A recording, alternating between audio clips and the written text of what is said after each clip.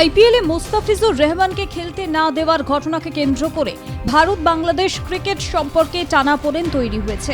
তা এবার সরাসরি প্রভাব ফেলতে চলেছে আসন্ন টি-20 বিশ্বকাপে।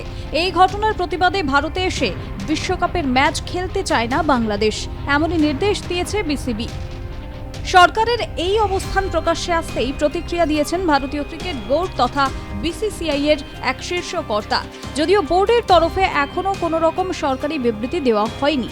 এবারে টি-20 বিশ্বকাপের মূল আয়োজক বিসিসিআই।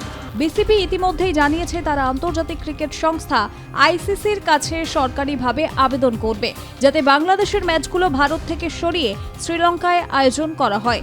এই প্রেক্ষাপটে বিসিসিআই কড়া অবস্থান নিয়েছে এবং স্পষ্ট করে দিয়েছে যে কোনো দেশের খামখেয়ালি সিদ্ধান্তের কারণে বিশ্বকাপ শুরুর ঠিক আগে ম্যাচের ভেন্যু বদল করা তাদের পক্ষে সম্ভব নয়। বিসিসিআই এর ওই কর্তা বলেন, কারো ব্যক্তিগত বা রাজনৈতিক ইচ্ছার উপর ভিত্তি করে ম্যাচের স্থান বদল করা যায় না। এতে পুরো ব্যবস্থাপনায় বিশৃঙ্খলা তৈরি হবে। অন্য দলগুলোর কথাও এখানে ভাবতে হবে।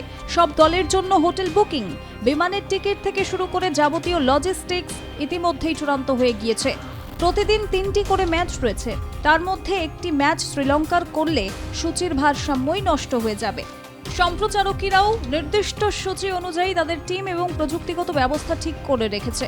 মুখে বলা যতটা সহজ, বাস্তবে কাজটা মোটেও ততটা সহজ নয়। সরাসরি বিসিবির নাম না করলেও বোর্ডের ওই কর্তার বক্তব্য থেকে এটাই পরিষ্কার যে বিশ্বকাপ শুরুর 1 মাস আগে ম্যাচের ভেন্যু বদল করতে তারা মোটেই রাজি নয়। একই সঙ্গে তিনি এটাই ইঙ্গিত দিয়েছেন, প্রয়োজনে বিসিসিআই আইসিসির কর্তাদের বক্তব্য আইপিএলের একটি ঘটনা টেনে এনে বিশ্বকাপের মতো আন্তর্জাতিক টুর্নামেন্টকে এক করে দেখা ঠিক নয়।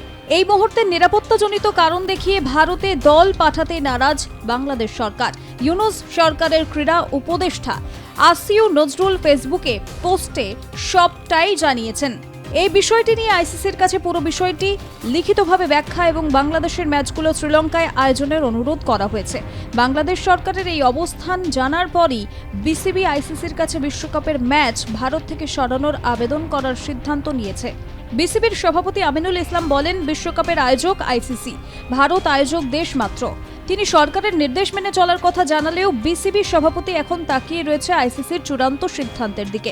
আইসিসির চেয়ারম্যান জয় শাহের দিকেই তাকিয়ে ক্রিকেট মহল। আগামী 7 ফেব্রুয়ারি থেকে শুরু হতে চলেছে টি-20 বিশ্বকাপ। গ্রুপ পর্বে বাংলাদেশের 4টি ম্যাচ রয়েছে ভারতে। তবে সাম্প্রতিক রাজনৈতিক এবং কূটনৈতিক টানাপোড়েনের জেরে এই সূচি শেষ পর্যন্ত অপরিবর্তিত থাকে কিনা সেটাই এখন দেখার।